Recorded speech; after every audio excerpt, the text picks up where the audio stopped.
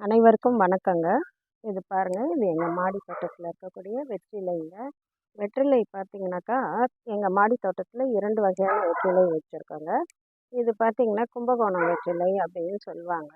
இதனுடைய சுவை பார்த்தீங்கன்னா சிறிது காரத்தன்மையுடன் ரொம்ப நல்லா இருக்குங்க.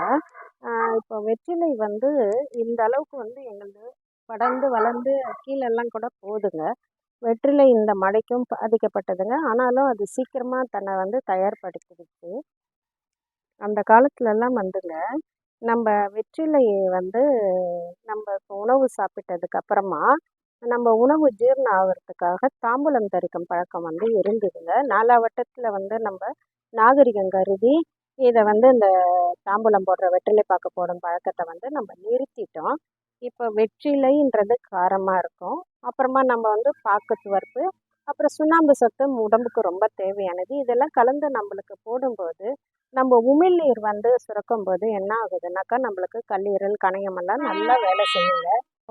கல்லீரலையும், மண்ணீரலையும் வந்து தூண்டி அது என்ன பண்ணுதுங்க, உமிழ்நீர் சுரக்கறனால நம்ம கணையமெல்லாம் வந்து நல்லா வேலை செய்யுங்க. அப்போ சர்க்கரை உள்ளவர்களுக்கு வந்து சர்க்கரை வந்து குறையறதுக்கு வந்து மிகுந்த அளவில் குறையறதுக்கு இந்த வெற்றிலை பாக்கு வந்து நம்மளுக்கு துணை புரியுது. கடையிலலாம் இந்த பீடா அப்படின்னு விற்கிறாங்க இல்லையா, அதெல்லாம் வாங்கி போடாதீங்க. ஏன்னா அதில் வந்து நிறைய எசன்ஸ் எல்லாம் சேர்த்து இனிப்பு சுவை சேர்த்து தராங்க. அதெல்லாம் வந்து நம்மளுக்கு சரியான முறை கிடையாது. இந்த மாதிரி 4 வெத்தலையை எடுத்துகிட்டு பாக்க சேர்த்து கொஞ்சம் சுண்ணாம்பு சேர்த்து வாரத்துக்கு 2 நாள் போட்டால் கூட போதுங்க. அது உங்களுக்கு மிகுந்த பலன் கொடுக்கும். இது வந்து செங்காம்பு வெற்றிலைங்க என் வீட்டில் இருக்கிறது. அங்கே பார்த்தது நீங்கள் கும்பகோணம் வெற்றிலை.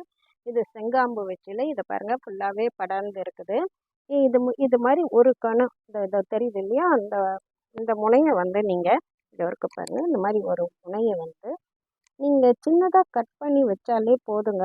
அழகாக வந்து உங்களுக்கு வந்து கொடி படர்ந்து போயிடுங்க. இது வந்து மகாலட்சுமி வாசம் செய்யக்கூடிய வெற்றிலையை வந்து நம்ம வந்து வீட்டுக்கு வர பெண்களுக்கு வந்து எப்பவுமே நம்ம தாம்பூலம் கொடுக்குற பழக்கம் இருக்குது.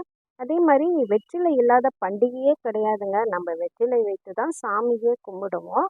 அதனால் வெற்றிலை அப்படின்னும்போது வீட்டுக்கு ஒரு வெற்றிலையாவது நம்ம கொடியாவது வைக்கணுங்க. இப்போ வெற்றிலையை வந்து வெறும் சாப்பிட்றதுக்கா தாம்பூலம் தரிக்கிறதுக்கா அப்படின்னு நீங்கள் நினச்சிங்கன்னா, இப்போ வெற்றிலையை வச்சு நீங்கள் நல்லா ரசம் பண்ணலாம். அது ரொம்ப ருசியாக இருக்குங்க, வெற்றிலை ரசம். சாதம் கூடங்க, இப்போ புதினா சாதம், கொத்தமல்லி சாதம் செய்கிறீங்க இல்லையா, அதே மாதிரி இதையும் உபயோகப்படுத்தி வெற்றிலை சாதமும் நீங்கள் செய்யலாம்.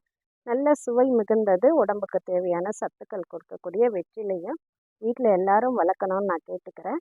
மிக்க நன்றிங்க.